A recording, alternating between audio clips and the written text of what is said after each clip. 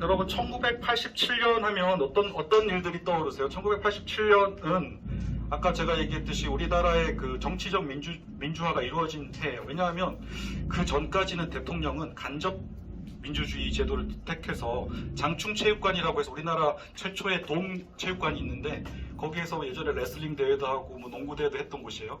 거기에서 대통령을 뽑았어요. 근데 그때 대통령을 뽑을 때는 어떻게 뽑았냐 하면 대통령을 전 국민이 직선제로 뽑는 게 아니라 간선제로, 그래서 체육관 대통령이라고 불렀어요. 전두환 대통령을.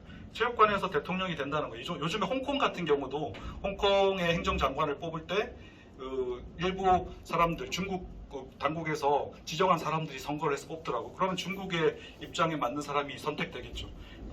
홍콩 시민의 입장이 아니고. 네, 들어오세요.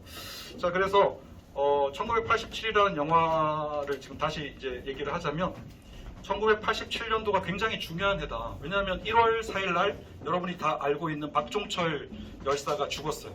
남영동 대공분실, 당시 경찰들이 간첩 수사를 하는 경찰들이 대공분실이라 그래가지고 어두운 밀실에다가 그 박종철을 고문하다가 죽었어요. 그래서 발표했죠. 탁 하니까 옥 하고 죽었다. 하지만 아무도 믿지 않았어. 국민들은 믿지 않았어요. 근데 언론에서는 그렇게 보도하는 거야. 근데 양심적인 검사와 당시에 그 부검을 했던 의사가 양심 선언을 하는 거지. 그러면서 언론에 보도되고 그때 서울시청 앞에 100만 명이 모이기 시작했어요. 그때 외쳤던 구호는 그거였어요. 호원 철폐, 독재 타도, 그다음에 전두환은 물러가라. 이게 뭐죠? 호원 철폐라는 것은 뭐죠? 당시에 헌법을 전두환이 뭐라고 얘기했냐면 헌법을 안 고치겠다. 이대로 간접 선거를 해서 대통령 선거를 해서 자기와 같이 쿠데타를 했던 노태우를 당선시키겠다. 이렇게 얘기한 거야. 그랬더니 안 된다. 직접 선거로 헌법을 바꿔서 대통령 선거를 직선으로 바꿔야 된다. 이렇게 시민들이 외치기 시작한 거죠. 여러분 어느 시대 때나 가장 중요한 변화를 일으키는 사람들은 중도층이에요. 진보는 항상 사회 변화를 원하죠. 보수는 사회 변화를 원하지 않고 그냥 가기를 원해. 근데 군사 독재 정권은 보수와 손을 잡고 정권을 유지하고 있었던 거야. 근데 누구 때문에 이 중도 시민들이 움직였냐 하면 박종철이 물고문을 당하다가 억울하게 죽었다는 걸 알고 시민들이 분개한 거야. 그래서 그때부터 서울 시민들, 두산, 광주, 대도시의 모든 시민들, 우리나라 전국에 있는 모든 도시의 시민들이 거리로 뛰쳐나오기 시작했죠. 그러다가 또 한 명의 열사가 탄생되는데 그러니까 6월 10일 날 60항쟁이라고 우리 민주주의 역사에 중요한 사건이 있는데 60항쟁을 기려가지고 6월 9일 날 그 연세대학교에서 연세대학교 총학생회 학생들이 연세대 앞에서 시위를 계획하고 나왔어요. 그때 유명한 이한열 열사가 연세대학교 상경대학교 학생이었는데 이 연세대학교 학생이었던 이한열 열사가 연세라고 적혀있는 영어로 그 과 T를 입고 나와가지고 시위를 하다가 맨 마지막에 이제 돌아가는 과정에서 정경들이 체류탄을 쏴요. 근데 체류탄은 원래 시위대를 해산하기 위해서 이렇게 곡사포로 하늘로 쏴가지고 땅에 떨어뜨려서 그 체류 연기 때문에 사람들을 해산시키는 건데 이 곡사포로 쏘지 않고 직선으로 쏘는 거죠. 직선으로 쏴서 얘를 맞췄어. 뒷머리를. 뒷머리가 깨지면서 죽었어요. 피를 흘리면서. 그러면서 그 주변의 시위대들이 이한열 열사를 이렇게 업고 나가는 장면이 이제 영화의 그 1987의 맨 마지막 장면에 나오고 그때 당시 시민들이 불렀던 노래 그날이 오면이라는 노래가 깔리면서 끝나요, 영화는. 근데 아무튼 그리고 나서 생긴 게 뭐냐 하면 박종철과 이한열 두 명이 죽었잖아.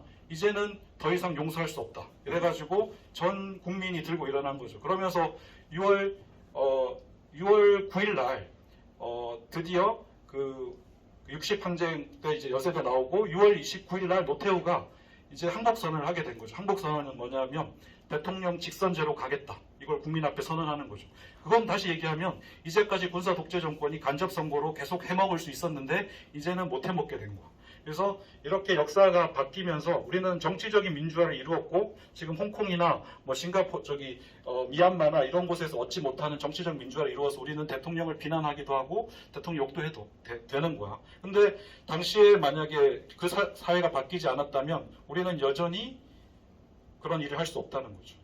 그리고 그럼에도 불구하고 아직 우리나라에서 이제 이루어야 될 민주화는 노동에 있어서의 민주화도 있고, 그다음에 개인의 민주화도 있고, 사회, 정치 이런 문화의 민주화도 이뤄내야 되는데 이런 부분에서 여러분들이 어떤 민주화를 이루어낼지에 대한 한번 생각을 하면서 1987의 거의 마지막 그 장면 씬이 될 것 같아요. 그 장면을 잠깐 보여주고 그리고 나서 제가 지난번에 소개했던 그 인권에서 질문들 제가 한번 만들어서 여러분한테 먼저 던져봤는데, 여러분들이 그 질문을 보고 자기의 질문을 한번 만들어 보시고, 제가 그 질문들 중에 뽑아서 다시 질문하고 대답하면서 우리한테 필요한 민주화의 과정은 어떤 것이 있는지를 같이 한번 만들어 볼게요. 아까 얘기했던 1987의 마지막 장면이었고요. 그래서 1987년 6월 9일 날 이한열 열사가 쓰러지고 나서 계속된 시민들의 저항과 시위로 6월 29일 날 군부적 독재 정권이었던 그 노태우 씨가 이제 당 대표였는데, 당시 정의당 대표였는데 항복 선언을 하게 돼요. 6월 29일 날 이제 대통령 직선제를 수용하겠다 이렇게 발표를 하고, 민주주의의 역사에서 아주 중요한 정치적 자유권을 이제 시민의 힘으로 쟁취하게 되는 거죠. 근데 그 동안에 많은 대학생들이 많이 희생됐어요. 우리가 60년대 이승만 정권 때 김주열 마산상고 고등학생 1학년이 희생됨으로써 우리나라의 최초로 4.19 의거가 일어났고, 그리고 나서 이제 민주화가 됐지만 갑자기 군사 쿠데타가 일어나서 박정희가 18년간 독재를 하게 되고, 그리고 나서 박정희가 총 맞아서 죽으면서 다시 민주주의가 회복됐지만 갑자기 전두환 노태우 군부 쿠데타 세력이 12.12 사태를 일으켜서 정권을 탈취하게 돼요. 그리고 나서 우리는 또 군사 독재 정권을 살았던 거죠. 그러니까 그런 역사의 아이러니 속에서 우리가 지금까지 온 건데, 사실 따지고 보면 우리의 삶이 그렇게 넉넉하진 않았던 것 같아요. 네. 그래서 혹시 나중에 여러분들이 기회가 된다면 연세대학교 앞에 있는 이한열 열사 기념관, 나중에 신촌에 가면 찾아갈 수 있어요. 아니면은 박종철 열사 기념사업회 이런 곳을 방문해서 한번 그때 당시 역사를 보시면 좋을 것 같아요. 아까 강동원이 연기했었죠, 이한열 열사를. 강동원이 마지막에 죽고 이렇게 질질 친구의 도움을 얻어서 이렇게 실려 나가는 그 장면을 외신들이 특종으로 보도해서 전 세계 대한민국의 상황을 알렸어요. 그걸 보고 많은 외국에서 한국의 인권이 이런 위기에 처해 있구나, 그래가지고 도와줘야 된다, 뭐 이런 여론들이 있었던 거죠. 지금의 홍콩과 미얀마 사태와 크게 다르지 않아요. 그래서 이걸 보고 미얀마 국민들이나 홍콩 시민들이 한국의 민주주의를 배우겠다라고 얘기하는 거예요. 그 역사는 지금도 지속되고 있는데, 이제 앞으로는 어떤 투쟁을 해야 될까, 어떤 인권을 지키기 위한 싸움이 있을지는 잘 모르겠어요. 근데 여러분들이 알다시피 우리한테 주어진 문제들은 아직도 많이 있다. 그래서 그걸 한번 찾아서 얘기를 하면 좋을 것 같아요. 혹시 당시를 살지 않았지만 제가 여러분들하고 이런 영화를 볼 수 있어서 되게 저는 사실 감개무량해요. 저는 90년대에 대학을 다녔어요. 지금 보여주는 사람들은 80년대 선배들이에요. 네. 그럼으로써 저도 이분들의 혜택을 받았다고 생각해요. 민주화된 사회에서 살았으니까. 안 그랬으면 대학에 가가지고 저도 길에 나와서 시위하거나 체류탄을 맞거나 아니면 공부를 병행해야 되는 상황인 거죠. 우리는 지금 공부를 하고 있고 자기 어떤 길을 위해서 나가고 있지만, 우리 선배 세대 80년대 학번 세대들은 어떤 삶을 살았냐면 사회적 민주화를 위해서 싸우면서 학업을 계속해야 되는 그런 삶을 살았던 거죠. 근데 그게 정의로웠던 거죠. 그렇지 않고 그냥 그걸 외면하고 살았던 사람들도 있었을 것이고, 그렇지만 이 사람들조차도 지금의 사회의 혜택을 받고 있는 거예요. 민주화된 인권이 보장된 사회의 혜택을 받고 있다, 이렇게 볼 수가 있죠. 자, 그래서 여러분들이 준비했던 질문이 어떤 건지 한번 들어보고 그 질문에 대해서 같이 얘기를 나눠보면 좋을 것 같은데요. 제가 이제 여러분들의 질문을 이제 쭉 받아보고 그 중에서 이제 이렇게 한번 봤더니 한번 같이 볼까요? 10번에 이제 보시면 경제적 문제, 인권 문제의 근본적인 문제를 해결하기 위해서 어떻게 하면 좋을까? 그다음에 이제 민주주의 올바른 방향, 보수와 진보, 중도 이런 것들이 같이 갈 수 있는 길, 그다음에 민주화 이후에 민주주의를 정착시키는 방법, 그다음에 법을 지키는 사람들, 왜 이제 권력의 하수인이 된 사람들은 왜 양심을 배신하는가에 대한 문제, 그다음에 각 분야별 민주주의를 이루는 방법, 변호인에 나타나는 어떤 연대 문제, 변호사들이 함께했던 문제, 그다음에 교육권 보장을 위해 준비해야 할 일 등 이런 질문들을 한번 만들어봤어요. 이런 질문을 만들었다는 것 자체가 저는 되게 역사적이라고 생각해요. 고등학생들이. 그리고 그 질문을 통해 가지고 여러분들이 논의를 할 수 있다. 이러면은 이제 확실하게 대화의 어떤 주도자로서 여러분들이 민주시민으로서 어떤 역할을 할 수 있지 않을까 생각해요. 옆반에 제가 아까 잠깐 들어갔다 왔는데 거기는 아두이노를 통해 가지고 기술적인 어떤 그런 걸 배우고 있더라고요. 근데 기술을 제대로 구사하려면 사람을 잘 이해해야 되고, 우리가 배우는 어떤 이런 것들이 기본이 될 거라고 저는 생각해요. 사람을 사랑하는 따뜻한 마음을 가진 사람들이 세상을 바꿀 수 있지 않을까. 인권도 그런 개념에서 보면 사람을 사랑하는 거예요. 인간을 사랑하는 그런 개념으로 접근하면 좋을 것 같아요. 첫 번째, 10번째로 제가 올려놨던 문제는 경제적 문제인데요. 여러분 대부분이 그러실 거예요. 먹고 살기 힘든 시대를 살고 있고 다 어려울 텐데 이 경제적 문제가 사실 우리에게 차지하는 비중이 크죠. 또 어떻게 보면 이 경제 돈만 있으면 뭔가 다 될 것 같고 그렇게 생각하죠. 하지만 우리가 경제적 문제를 생각하는 이유는 뭐냐면 경제적 문제가 과거 오늘 지금 현재의 문제만이 아니고 과거의 고대 시대부터 계속 있었다는 거야. 그때도 가난한 백성들이 있었고 그리고 그 문제를 해결하지 못해가지고 막 쩔쩔맸어. 근데 지금도 여전히 가난한 사람들이 있고 힘든 사람들이 있고 그런 걸 보면 이게 단순히 어떤 그 사람의 문제일까? 아니면은 이게 제도적인 문제일까를 한번 고민해 봐야 될 것 같아요. 여러분 나중에 1학년이시니까 이제 그 자본주의와 사회주의 뭐 이런 걸 배우실 텐데 경제적 문제는 왜 생기는 걸까? 아니면 지금 여러분이 겪고 있는 경제적 문제가 내가 열심히 안 해서 생긴 문제일까라고 혹시 고민하는 사람이 있다면 그것도 있을 수 있죠. 그리고 사회적 구조 때문에 아무리 해도 안 되는 어떤 사회적 구조가 있지 않을까? 그렇게 생각하면 그것도 맞을 수 있어요. 그래서 그 두 가지로 나누어서 한번 얘기를 나눠볼게요. 첫 번째는 개인의 문제. 경제적 문제가 개인으로부터 시작되었다. 이렇게 얘기하는 것을 우리가 자유주의라고 하죠. 강의를 할 건 아니고요.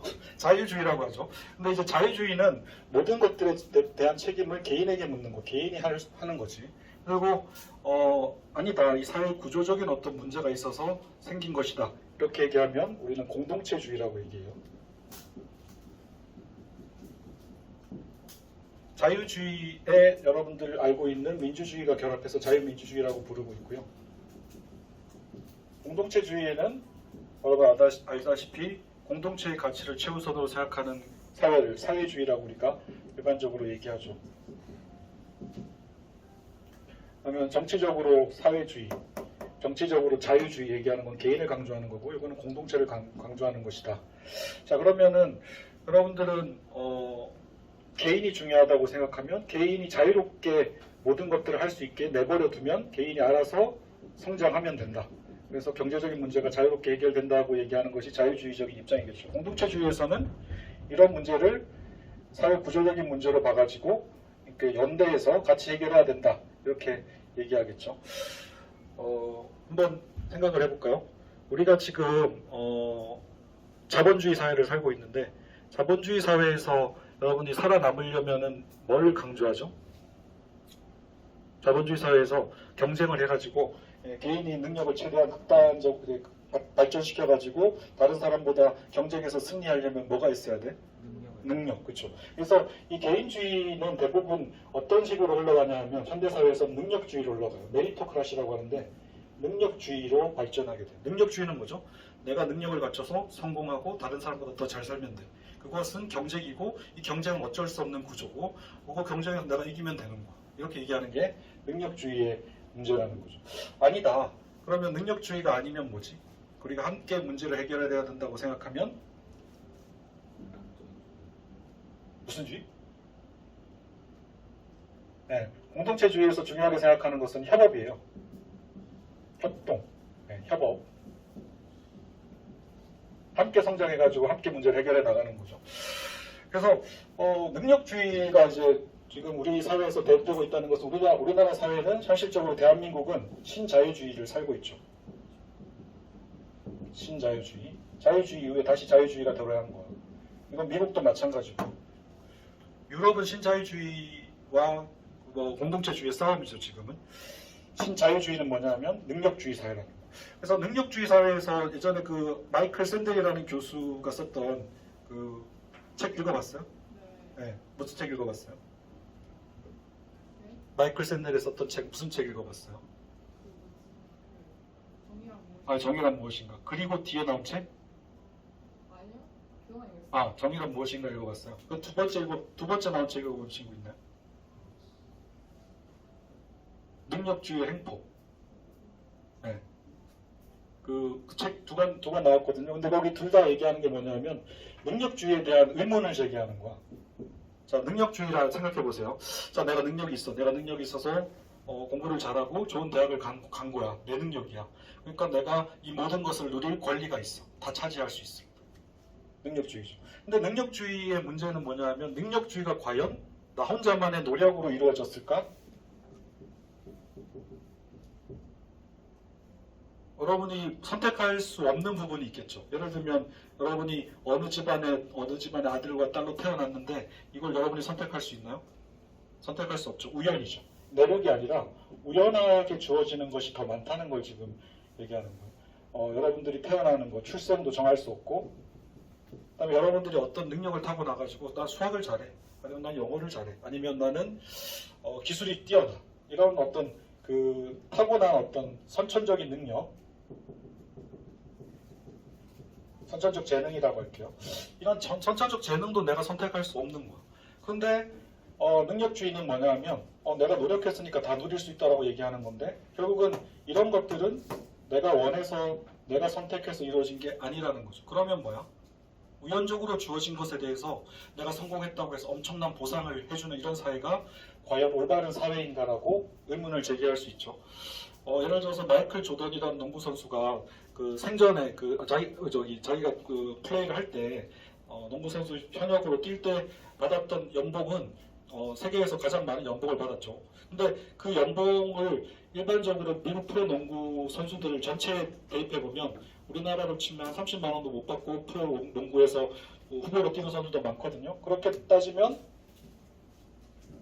과연 마이클 조던이 받는 이 천문학적인 그 연봉은 과연 정당한 것인가?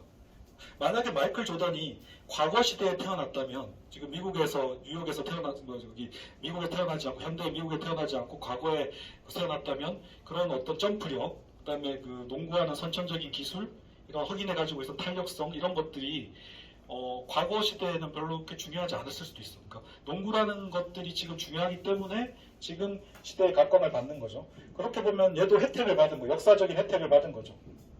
이런 시대, 지금 시대에 태어났기 때문에 혜택을 받은 거지. 따라서 능력주의라는 것은 뭔가에 많은 문제점을 안고 있다. 왜냐하면 능력주의라는 것은 모든 것에서 내가 노력했기 때문에 누린다고 얘기하지만 실제로는 노력보다는 우연적인 조건이 훨씬 더 많이 좌우하고 있다. 이렇게 생각할 수도 있다는 거. 여러분은 어떻게 생각하세요? 여러분이 지금 내가 뭔가 다른 사람보다 잘하고 있고 뭔가 뛰어난 게 있다면 이게 여러분 혼자만이 갖고 있는 어떤 노력에 의해서 생긴 거라고 생각하세요? 만약에 그렇게 믿는다면 여러분들의 능력주의는 이런 요소가 없다라고 가정하는 거지. 우연적인 요소가. 근데 세상은 너무나 우연적인 요소가 많은 거야. 내가 지금 시대에 안 태어났으면 훨씬 더 성공할 수도 있어. 그죠? 만약에 나한테 최적화된 시대가 있다면, 만약에 제가 한국에서 태어나지 않고 유럽에서 태어났으면 더 인정받을 수도 있어. 만약에 그런 사회에서 내가 생각하는 재능이 거기에 먹힌다면 그건 다 우연적인 거죠. 근데 이 우연적인 조건을 내가 결정할 수 없기 때문에 능력주의는 결국 가장 큰 모순을 가지고 있는데 이 우연적인 조건에 대해서 너무 지나친 보상을 한다는 거지. 그래서 신자유주의는 문제가 뭐냐면 지나치게 능력 위주로 흐르고 있다. 그래서 이 사회의 엘리트라고 불리는 사람들은 뭐냐면 내가 성공하고 내가 이룬 성취한 것은 다 내 노력이고 내가 잘나서 했다고 생각하는 거. 그것 자체가 뭐죠? 오만이죠. 오만. 오만이 뭐야? 교만한 거지. 이 오만에 의한 능력주의 엘리트들 양상하고 있다는 거죠. 지금 우리 사회에서 성공했다고 생각하는 스카이 출신들의 뭐 학벌로 보면, 그리고 뭐 권력을 차지하고 있는 어떤 정치인들, 아니면은 뭐 재벌들, 이 사람들이 과연 그 사람들의 능력만으로 성공했을까요? 시대를 잘 타고나고 당시에 어떤 우연적인 어떤 결과물로서 주어졌던 어떤 혜택을 잘 받아서 성공하지 않았을까? 삼성이 처음에 성공할 때 당시에 그 경제적인 상황을 보면 우리나라에 아무것도 없었어. 근데 삼성이 반도체 사업을 시작하고 이렇게 삼성을 인류 기업으로 이끌어낼 때 당시에 정부에서 엄청난 지원을 해줬거든. 우리나라 6.25 이후에 외국의 원조를 받았을 때 현대나 이런 대기업들한테 원조 받은 돈을 대기업한테 나눠준 거야. 그 돈으로 투자를 해서 기업을 일구라고. 근데 그 사람들이 지금의 대기업을 이루고 나서 이건 내 힘으로 된 거야. 이렇게 얘기하기에는 오만한 거죠. 능력주의의 한계를 얘기하는 거예요. 그리고 신자유주의와 자유주의는 뭐라고 얘기하냐면 우리 사회에서 어떤 인간들을 길러내야 되냐고 얘기하면 능력을 갖춘 인간들, 다시 얘기하면 산업 전사를 길러내야 된다 이렇게 얘기하죠. 다시 얘기하면 일하는 사람들을 길러내야 된다는 거. 생각 없이 시키면 시킨 대로 열심히 일하는 사람들이죠. 근데 이런 사람들이 과연 우리 사회를 원하는 방향으로 이끌어낼 수 있을까? 과연 앞으로 미래 사회에서 여러분 지금처럼 2차 산업, 3차 산업 시대처럼 뭔가 기계적인 거 대량 생산해가지고 계속 만들어내면 여러분들은 성공할 수 있을까요? 많은 사람들이 원하는 것들의 생각들이 바뀌고 자기가 좋아하는 취향도 다 다르고 이제 소량 생산으로 원하는 걸 맞춤 생산하는 걸 원해. 그런 시대에 이런 인력 산업 전사가 필요할까요? 그래서 자유주의는 좋은 점도 많지만 성장 위주로 나가고 있지만 많은 문제점을 안고 있다라고 우리들은 얘기할 수 있어요. 그렇다면 사회주의는 어떨까? 사회주의는 완전할까? 여러분 혹시 사회주의의 마르크스가 꿈꾸었던 사회가 어떤 사회인 줄 알아요? 마르크스가 그 1800년대 그 독일에서 태어나서 영국으로 가서 영국 노동자들이 굶주리고 막 그 아동들이 막 학대받고 노동하고 막 24시간 일하고 이런 것들을 보면서 뭘 느꼈을까? 과연 인간이 저렇게 노동하다가 죽는 존재인가? 근데 계속 일을 하는데 돈을 왜 그렇게 막 부자가 안 되지? 신기한 거지. 그래서 빈익빈 부익부가 왜 생겼을까? 자본론에서 얘기하는 건 뭐죠? 돈 있는 사람들은 자본을 통해 가지고 토지와 공장 그리고 노동력을 채용할 수 있어. 그래서 그 사람들은 노동자들이 100을 일했으면 한 뭐 10만 주고 나머지 90을 노동자들한테 줘야 될 돈을 자본가가 가져갈 수 있다는 거예요. 왜냐하면 돈이 있기 때문에. 그러면 10을 일해도 노동자들은 먹고 살기 위해서 어쩔 수 없이 일을 해야 되고 자본가는 90을 가져와서 점점 부자가 돼. 일을 안 해도 돼요.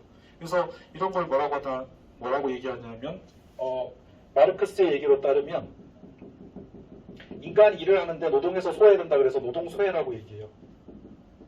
일하는 사람들이 정당한 대가를 받지 못하고 일을 하는데 소외가 되는 거야. 노동을 하는데 정당한 대가를 받지 못하니까 소외가 되는 거죠. 그럼 어떻게 해야 돼? 정당한 대가를 되찾아와야겠죠. 되찾아오려면 어떻게 해야 돼? 일을 안 하는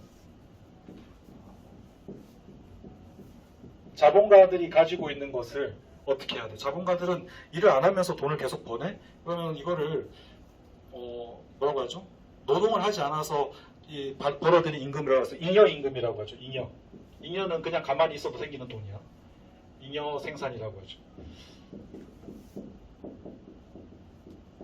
그래서 이런 것들을 통해서 점점 부자가 된다는 거예요. 그래서 자본주의를 비판하면서 사회주의가 시작됐는데 그들이 원했던 건 뭐냐면 일을 하지 않는 사람들의 노동 이런 것을 뺏어가지고 원래 일했던 사람들한테 돌려주자. 이게 목표였던 거죠. 그래서 노동 소외를 극복해서 인간적인 어떤 노동을 하자.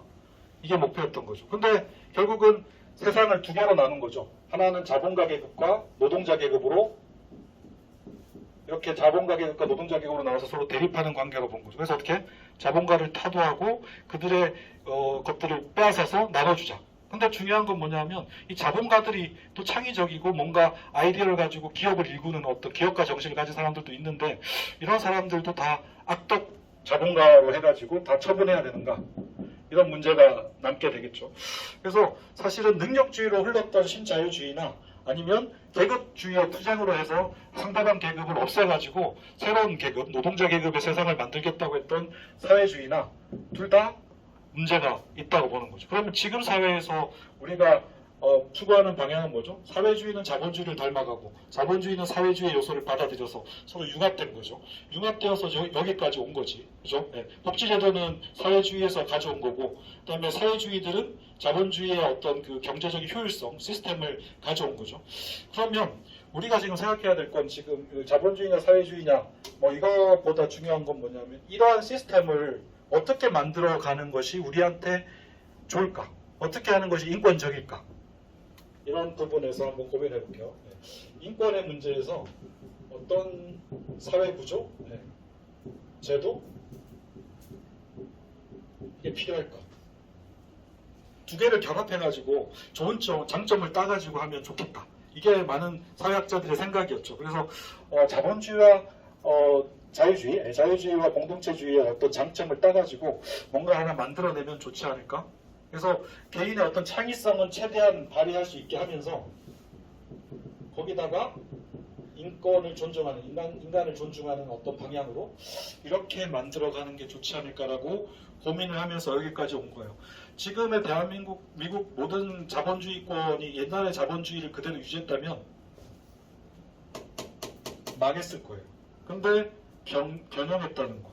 근데 아직도 많은 사람들은 우리 학생들은 특히 입시 제도를 통해 가지고 좋은 대학을 가야 되고 거기서 좋은 대학을 나오고 뭘 하면 좋은 대학, 좋은 회사에 취업하고 나중에 내가 평생을 행복하게 살아야지 이런 생각을 하면서 끊임없이 경쟁을 하다 보니까 능력주의에 대해서 굉장히 관대하게 대하는 편이에요. 왜냐하면 내가 열심히 노력해서 좋은 성적 받고 거기에 대해서 좋은 대학 가는 건 당연하죠. 노력한 거에 대한 인정을 하죠. 근데 그 노력이 과도하게 인정되었을 때 그 사회는 문제가 생겨요.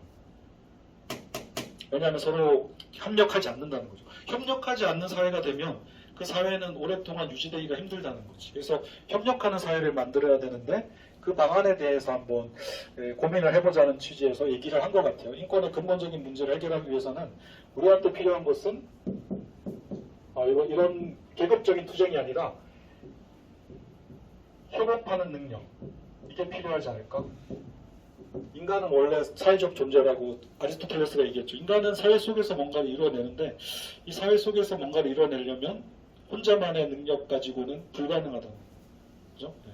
어제도 제가 그 협력이라는 걸 강조하면서 제가 이번에 책을 썼는데 그 올스타 면접 책에서 면접에서 가장 강조하는 인간형은 뭐냐면 창의성을 갖추면서 협력하는 인간이거든. 창의성을 갖추면서 협력하는 인간. 이런 인간이야말로 이 회사를 살리고 대한민국을 살릴 수 있는 인간이죠. 창의성이 있는데 자기만 능력이 있어가지고 다른 사람과 협력하지 않아. 그 능력은 제대로 발휘가 될까요? 그 회사에서? 근데 창의성이 없어. 협력만 해. 이것도 문제지만 창의성을 갖추면서 협력하는 인간. 이게 가장 훌륭한 인재라는 것에 대해서는 많은 사회에서도 인정하는 거죠. 근데 마이클 샌델이 그래가지고 뭐라고까지 책에서 주장하냐 하면 능력주의 햄프란 두 번째 책에서 능력주의를 없애기 위해서 미국 사회는 너무 능력적이야. 근데 한국에서도 강의했는데 한국 사회는 더 능력주의적이야. 한국 사회는 능력이 없으면 살아날 수가 없는 사회야. 정말 오만한 엘리트들이 넘쳐나. 이런 엘리트들이 자기가 다 했다고 자부하면서 살아가고 있어. 어떻게 해야 돼? 그래서 미국 대학에서 선발할 때 대학 선발 방법을 바꾸자고 제안을 했는데 되게 혁명적이에요. 일단 어느 정도 성적을 갖춘 학생들을 뽑아. 예를 들면 우리나라에서 뽑는다면 서울대에서 2등급 이상을 다 받아가지고 그 학생들 중에 누가 더 잘하고 덜 잘하고를 0.0001점까지 구분해가지고 선발하는 건 의미가 없다는 거예요. 인간적으로. 그 차이도 별로 크지도 않아. 그러면 어떻게 뽑는 게 더 효율적이냐 하면 차라리 로터리를 하라는 거죠. 뽑기를 하자는 거죠. 뽑기를 해서 이 사람들 중에 뽑힌 사람을 대학에 선발하자는 거. 되게 혁명적이죠. 근데 마이클 샌델 교수가 바보가 아니야.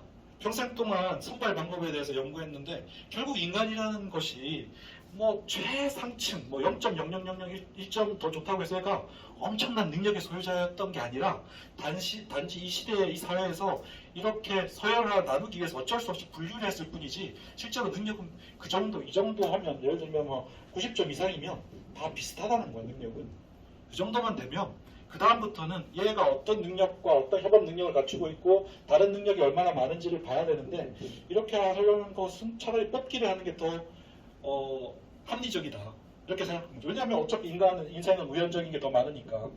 그래서 실제로 독일의 대학에서 뽑기를 하거든요. 그러니까 어떻게 하냐면 독일의 대학에서는 오랫동안 대기했던 바로 대학을 진학한 학생들보다 내가 직장 다니고 일을 하면서 돈을 벌다가 나중에 대학을 오게 되면 얘네들한테 우선 선발권을 줘.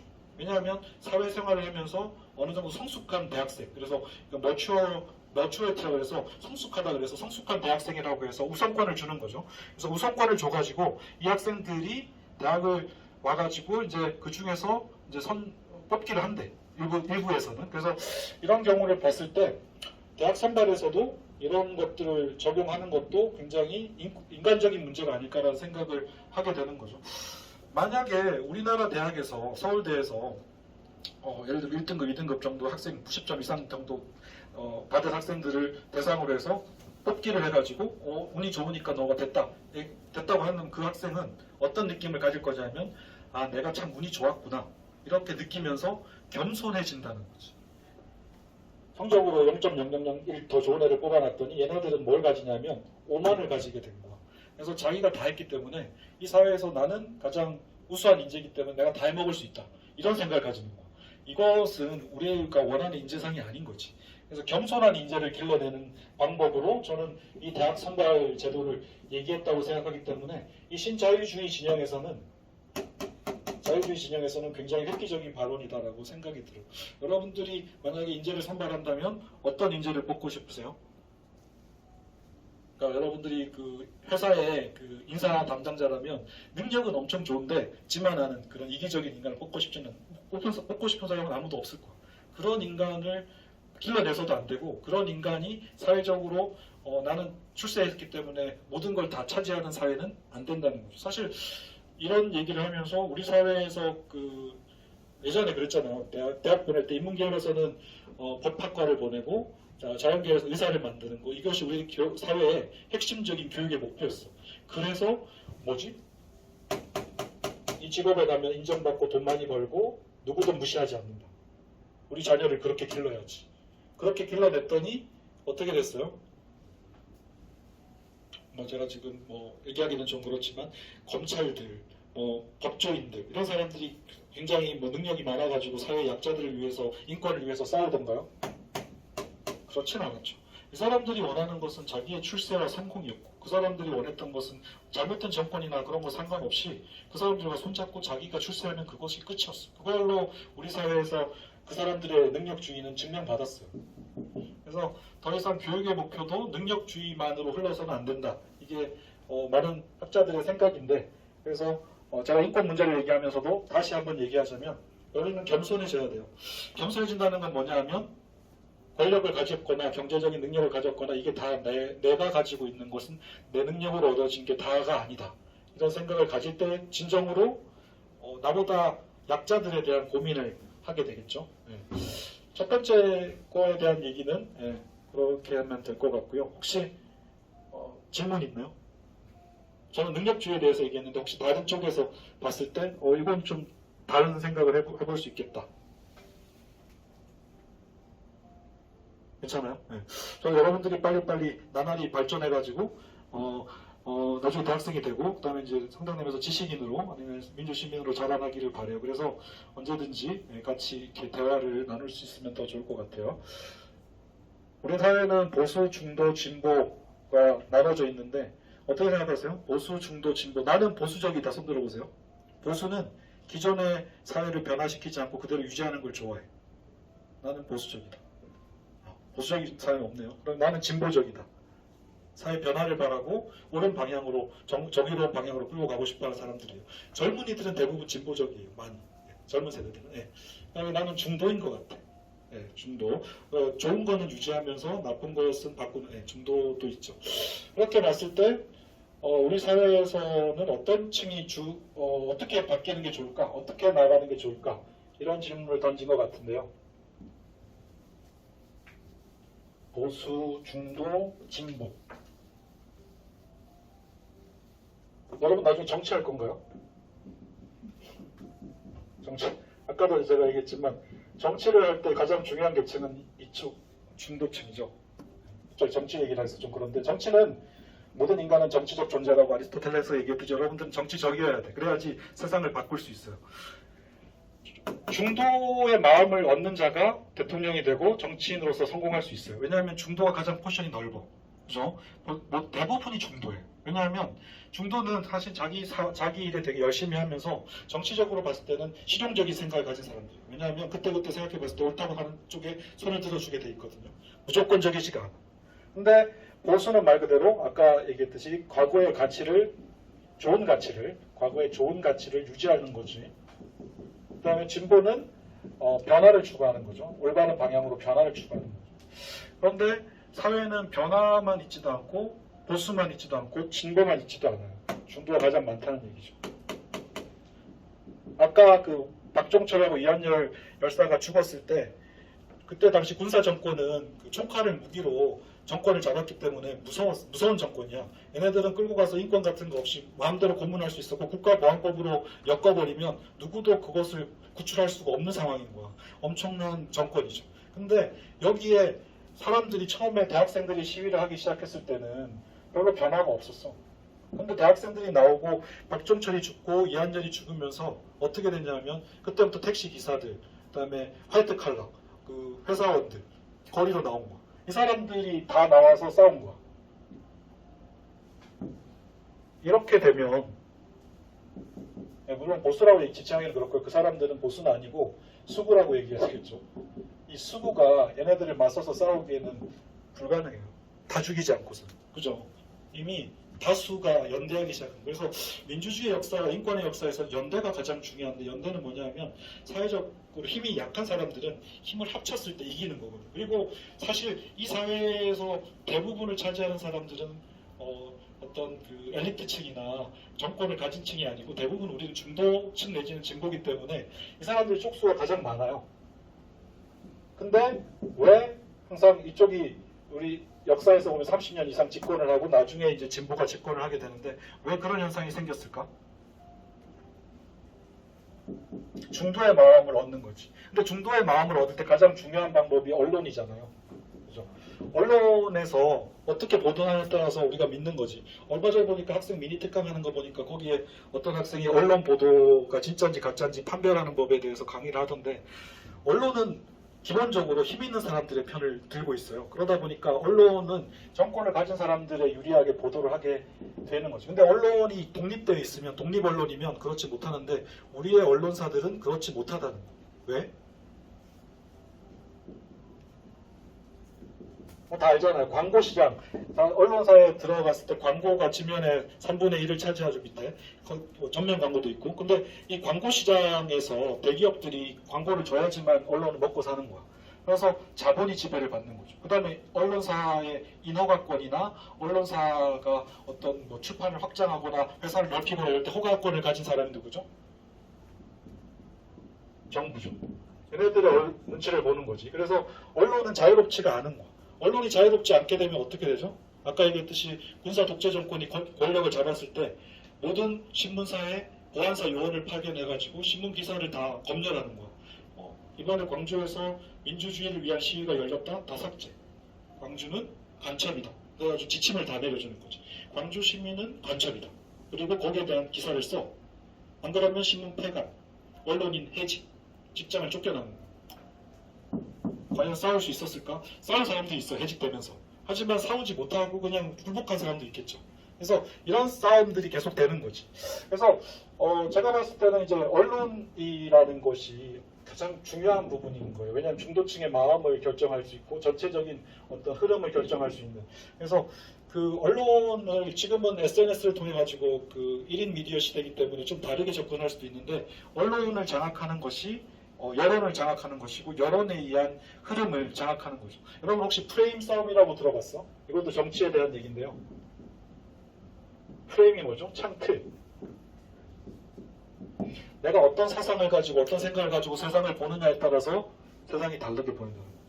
다르게 보이죠. 언론이 바로 그 프레임의 역할을 하는 거지. 그리고 여러분들이 어떤 사상을 받아들이냐에 따라서 다르게 보인다는 거죠. 그죠? 예전에 IMF 터졌을 때 한국에서 그 노동자들 쉽게 해고시켰어. 막 잘라버린 거지. 왜? 예전에 기업은 한번 직장 들어가면 평생 직장이었기 때문에 해고를 마음대로 못했는데 IMF에서 노동 유연성을 강조하면서 직장 해고를 자유롭게 해야지. 그래서 자본이 자유롭게 돌아다닐 수 있게 해줘야지. 이렇게 해가지고 바꾼 거죠. 그러면 그 그때 프레임이 뭐였냐면 노동자 해고가 언론 기사의 프레임이 아니었고 언론 기사의 프레임 뭐였냐면 경쟁력 강화.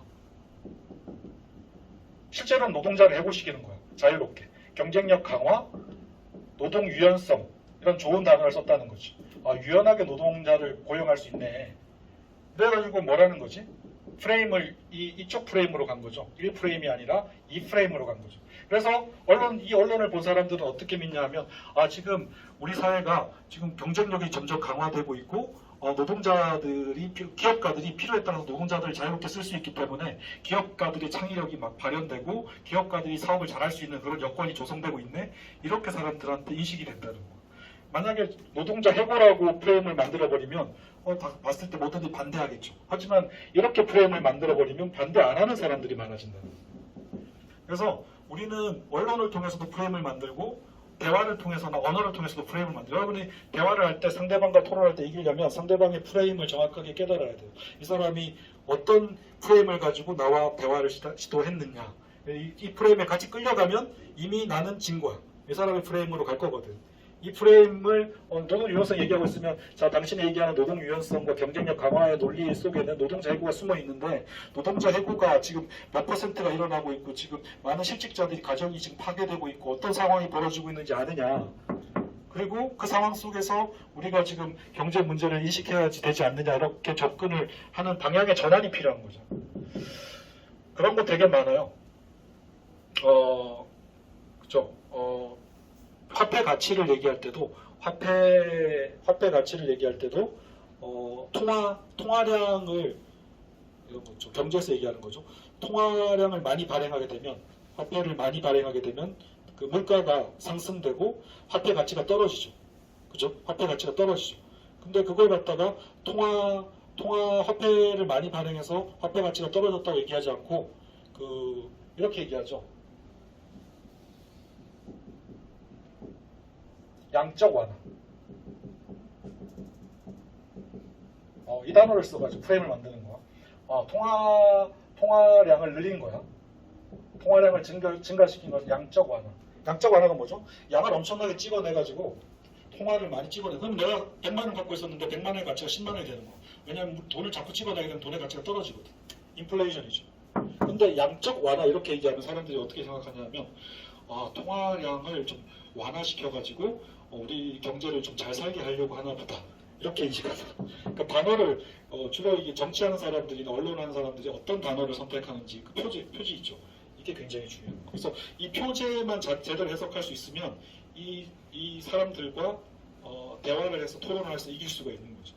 그래서 좋은 단어를 쓰는 게 아니고 상대방을 설득하기 위해서 단어를 쓴다는 거. 누가는 뭐죠? 보수나 수구나 다 진보나 다 마찬가지. 그래서 왜 과거에 그 보수 정권, 수구 정권이 30년 동안 독재를 유지할 수 있었냐면 이렇게 언론 플레이를 해가지고 사람들의 중도층의 마음들이 이쪽으로 가지 않도록 막았던 거죠. 그러면 당연히 그런 정권을 유지할 수 있는 거예요. 그래서 아까 1987에 나오는 전두환 정권은 언론 플레이를 되게 잘했던 정권이에요. 언론 플레이를 잘했고 사람들의 마음을 얻기 위해서 뭐까지 했냐면 올림픽을 유치했죠. 올림픽을 유치해가지고 사람들의 관심사를 다른 쪽으로 돌리는 거예요. 정권을 비판하고 투쟁하는 거 하지 말고 내가 주는 단물을 빨아먹고 살아라. 그래가지고 프로야구도 즐겁시키고 프로축구도 즐겁시키고 그래가지고 전두환 대통령이 축구장 나와가지고 시구하고 막 축구하고 이런 거 보여줘. 뭐 하죠? 너네들은 관심사를 여기로 돌려라. 정치에 관심을 가지지 말고 이렇게 즐기는 게 많잖아. 오락 프로그램. 그래가지고 막 그때 당시에 막 선정적인 잡지도 많이 창간해줬어요. 썬데이 서울 이런 거. 그건 뭐지? 선정적인 잡지를 보면 사람들이 정치보다는 이런 것에 관심을 가져라. 그런 프레임이에요. 프레임. 그래서 우리 사회는 프레임으로 가고 있다. 그래서 전두환 정권 때 우리 그걸 무슨 정책이라고 했냐면 3S 정책이라고 불렀죠. 3S가 뭐죠? 사람들을 어리석게 만들어서 정치에 관심 없게 만드는 우민화 정책이라고 불렀죠. 3S. 그렇죠? 사람들이 원래 원초적으로 관심이 있는 것들을 관심을 가지게끔 만드는 거야. 그게 뭐죠? 스크린, 섹스, 성, 그 다음에 스포츠.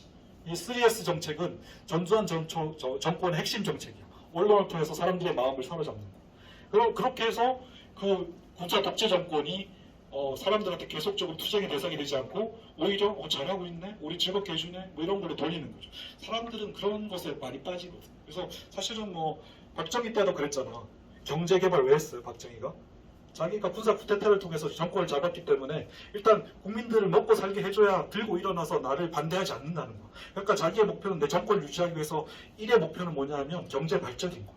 경제를 발전시키면 사람들이 나를 지지할 거야. 그리고 정권이 유지돼. 그렇잖아.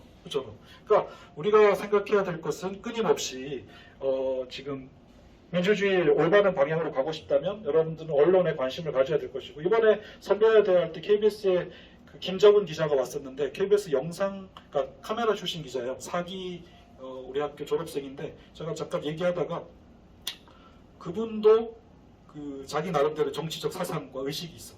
그래가지고 책을 썼는데 조국을 부정한다는 책을 썼는데 조국 사태를 통해서 언론이 얼마나 그 조국을 공격하면서 검찰의 편을 들어줬는지에 대한 내용이에요. 내용은.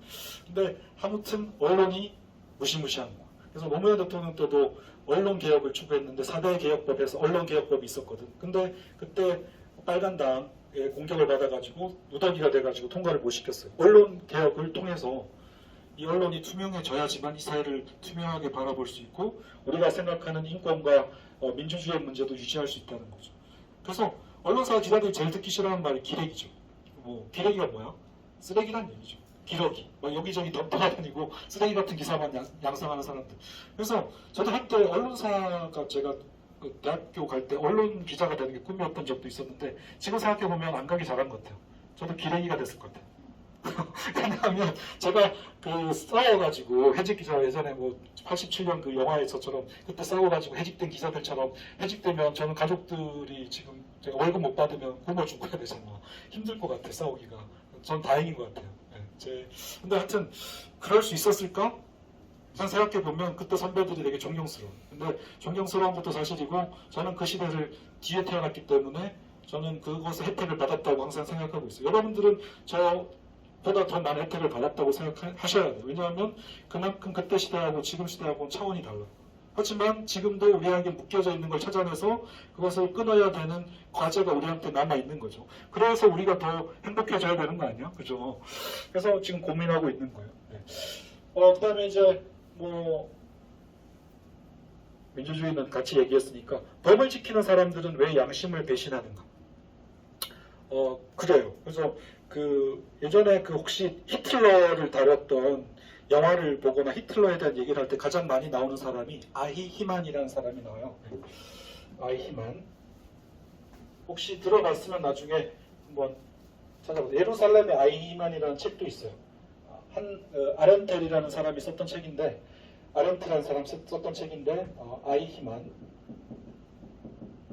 히틀러 때 사람. 독일도 되게 진짜 드라마틱한 사회예요. 어떻게 보면 독일이 히틀러가 없었으면 지금처럼 민주화된 사회가 아니었을 거야. 독일은 히틀러 때 우리나라가 훨씬 더 독재적이었어. 히틀러의 말 한마디면 모든 독일 국민이 전쟁터로 나갔다니까. 모든 사람들이 세뇌됐어. 지금의 김정은 체제보다 훨씬 더 독재적인 사회. 물론 뭐 좌쪽이 아니라 우파적인 어떤 독재지만. 그래서 히틀러가 연설을 할 때는 저녁 무렵에 그 군중들이 막 모여있는 한 2만 명, 3만 명 모여있는 스타디움에 서가지고 석양을 뒤로 하고 연설을 하는 거야. 마치 신적으로 보이는 연출을 한 거지. 그 사람의 말을 들을 때 많은 독일인들은 눈물을 흘리는 거야. 마치 김정은이 막 연설한 북한에서 막 그러듯이 세뇌된 거야. 그래서 위대한 독일을 위해서 이러면은 모든 사람들이 전쟁터로 뛰어간다니까. 아이만은 공무원이었고요. 히틀러 시대 때 유대인들을 아우슈비츠라는 수용소로 이송했던 그런 담당 공무원이었어. 근데 아이만은 자기가 열심히 일하는 공무원으로 알고 있어요. 나중까지. 왜? 자기는 정부의 명령을 받아서 일하는 공무원이기 때문에 이송하라고 했으니까 이송했고 사람들 뭐 가스실로 보내라고 해서 가스실로 보냈고 틀라고 해서 틀었다. 내가 뭘 잘못했냐. 그 아르헨티나로 도망가서 살다가 나중에 잡혔는데 국제재판에 해부됐을 때 아이나는 너무나 당당했어요. 그리고 그 사람의 얼굴에서 전혀 악한 모습을 찾아볼 수가 없었어요. 그냥 선량한 그냥 우리 집 이웃집 아저씨 같은 모습. 근데 이 사람이 유대인 200만 명을 학살할 때 가장 혁혁한 공을 사였던 사람이라네. 양심적으로 양심의 가책이 없었나요? 제가 왜 잘못했죠?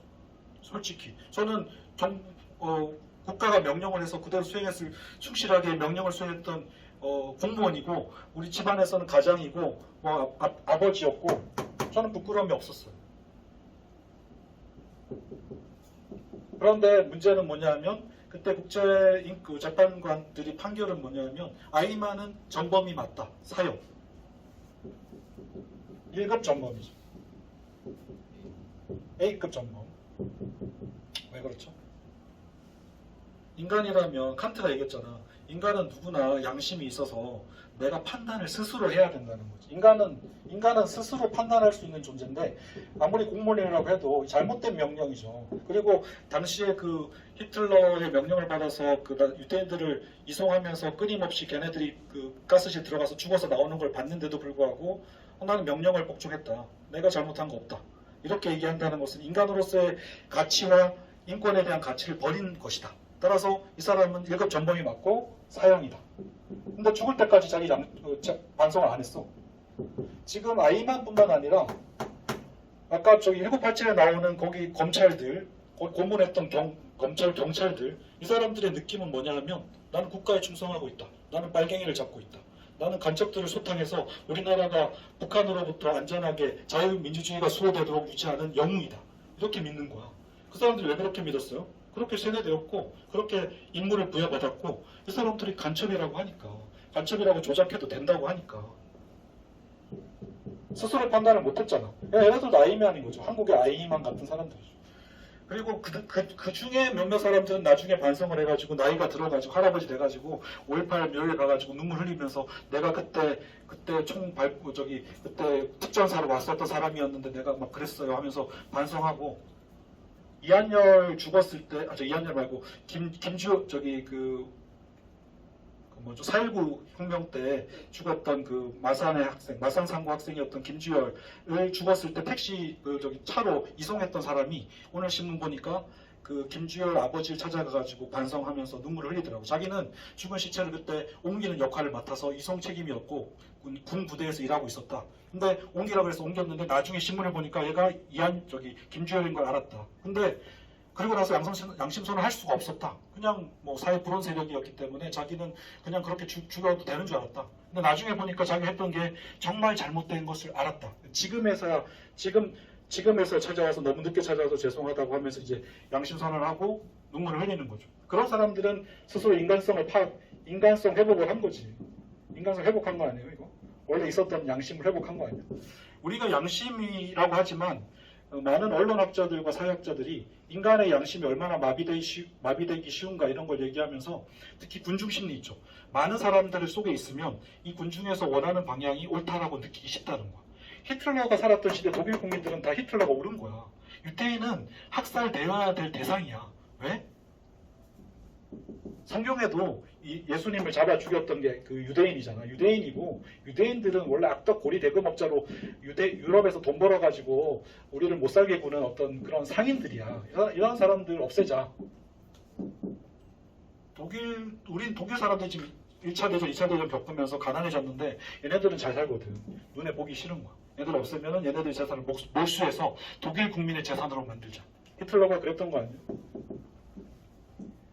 우리 사회도 우리는 인종차별은 없지만 끊임없이 뭐 하고 있어요? 그 지역차별도 있고 세대 간의 갈등도 있고 이러면서 뭘 원하는 거지? 우리가 원하는 방향, 권력을 잡은 사람들이 원하는 방향으로 이 사회를 끌고 가고 싶다는 거 아니야? 그죠? 20대 이번에 선거하면서 윤석열 대통령으로 뽑았지만 그 선거할 때 이 사람들이 20대한테 관심이나 있는 줄 알아요? 관심이 없어. 10대들은 관심 더 없어. 선거권이 없는 사람들은 관심 바퀴야. 여러분들이 16세부터 선거권 가져야 돼. 그래야지 여러분들한테 관심을 가지죠. 20대한테도 선거권에서도 관심도 없다니까. 왜냐하면 얘네들은 생각이 짧기 때문에 자기들이 뭘 해도 믿는다는 거. 그래서 연기를 해가지고 딱 보여주면 옛날에 인권의 역사, 옛날에 우리나라 정치 역사를 모르기 때문에 우리가 좋게 하는 모습만 잘 보여주면 우리를 뽑는다는 거야. 그래서 젊은 당대표 하나 뽑아놓으면 우리 젊은 정당인 줄 알고 뽑아준다는 거야. 우리가 그 민주주의를 유지하는 방법 중에 가장 중요한 것은 뭐냐면 역사를 이해하고 있고 그 다음에 이 시대적 흐름을 알고 있으면 내가 지금 어떤 역할을 해야 되는지를 파악해야 되는 거. 그 구조주의라고 해가지고 그 구조주의에서 얘기하는 게 뭐냐면 우리는 태어날 때부터 이 시대의 이 상황, 역사적 상황과 다 연결되어 있다는 거. 그래서 여러분이 지금 저보다 미래 세대이긴 하지만 여러분과 저는 연결되어 있어요. 저도 위의 세대들과 연결되어 있어요. 저는 87년 때 그 대학가에서 대학생활을 한 건 아니지만 이 사람들의 영화와 이 사람들의 모습을 보면서 내가 누리는 인권과 민주주의에 대해서 기억하고 있어요. 기억을 하고 유지하려고 하고 있어요.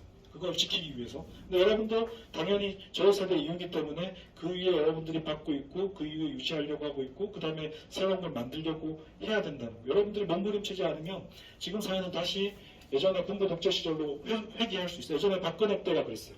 박근혜 대통령을 뽑고 나서 많은 국민들이 뽑은 사람들이 내가 왜 찍었지? 이랬지만 찍었죠. 왜 찍어? 그냥 선거의 프레임에 넘어간 거죠. 프레임 싸움이니까.